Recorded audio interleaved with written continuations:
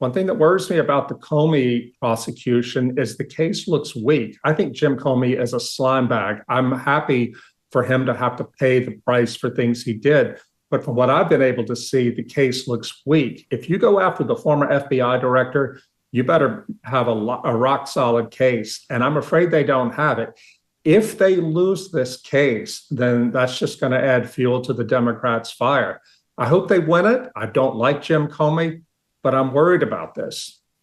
Right. Yeah. I mean, it's certainly, as far as perjury charges go, easy to imagine him legally finding plenty of wiggle room out of it, even if, as you say, he's pretty obviously breached ethics while telling everybody that he is the paragon of ethical behavior. And Rod, that was my next question, is what role you think the media plays in these tensions? Because when I look at this Jay Jones story, the media coverage, the volume of media coverage here is so obviously much lower than it would be if the parties were reversed. I think the same is pretty obviously true of what Comey did in and of itself. There was barely any coverage at the time in the legacy press of him as the evidence trickled out through other Durham report, IG report, Inspector General Michael Horowitz's report that Comey had acted poorly.